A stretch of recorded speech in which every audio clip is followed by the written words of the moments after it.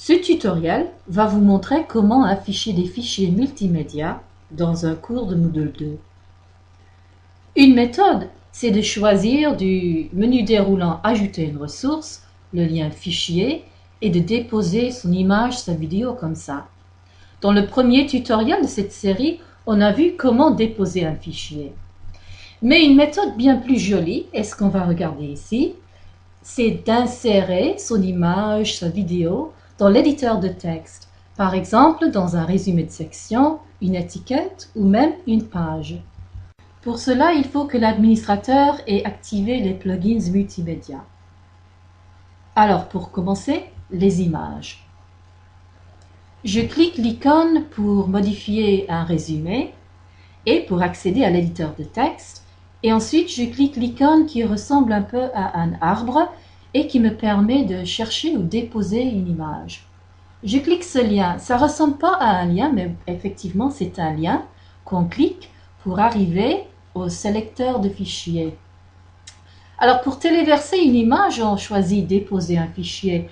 Mais puisqu'on a déjà appris comment faire ça dans les deux premiers tutoriels, on va chercher d'autres possibilités.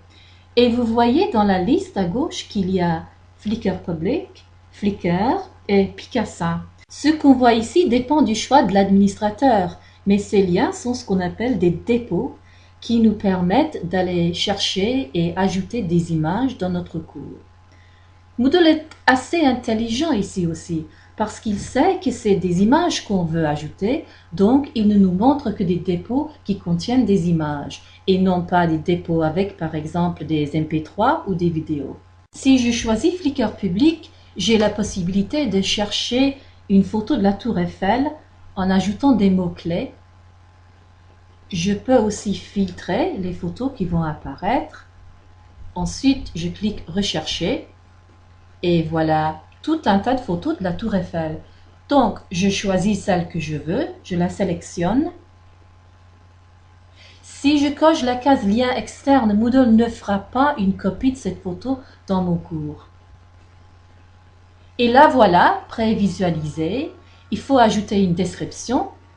Et si on veut, de l'onglet Apparence, on peut changer son alignement, ses dimensions, son espacement, etc. Il y a aussi un onglet Avancé, avec des fonctions avancées, mais on ne va pas regarder ça cette fois-ci. Alors, on n'a qu'à l'insérer, et la voilà dans notre cours. Un peu grande, mais c'est réussi quand même. Si on a un compte Flickr ou un compte Picasa, ces deux dépôts ici nous permettent de nous connecter à notre compte Picasa ou Flickr. Ici, c'est mon compte Picasa, pour aller trouver une photo qui nous appartienne à nous. Alors voici mon compte, je peux choisir une photo et je peux l'insérer de la même façon pour l'ajouter à mon cours. Alors les sons, c'est-à-dire les fichiers MP3. Je clique l'icône pour modifier le résumé de la section 2 et l'icône Moodle Media. Et ensuite, chercher ou déposer un son, une vidéo ou une applet.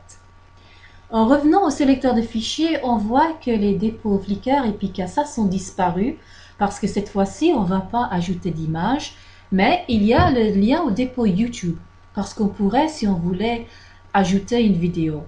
Mais nous, ce qu'on va faire, c'est déposer un MP3 de la façon habituelle et on le voit prévisualisé dans un lecteur et on peut l'écouter si on veut. Mais en cliquant Insérer, il ne faut pas paniquer si on a perdu le lecteur. En enregistrant et en revenant au cours, le voilà et tout va bien. Alors pour terminer, les vidéos. Je clique l'icône pour modifier le résumé de la section numéro 3, mais ça pourrait être une étiquette ou même une page. Ensuite, l'icône Moodle Media dans l'éditeur de texte et chercher ou déposer un son, une vidéo ou une applet.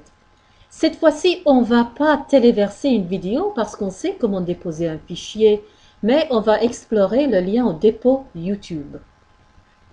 On peut écrire des mots-clés pour chercher des vidéos dans YouTube. Alors, je voudrais voir des tutoriels sur Moodle 2. Et en voilà, alors je choisis celle que je voudrais insérer dans mon résumé. Je sélectionne cette vidéo, ce fichier, et la voilà prévisualisée. On peut la regarder, l'écouter, mais en l'insérant.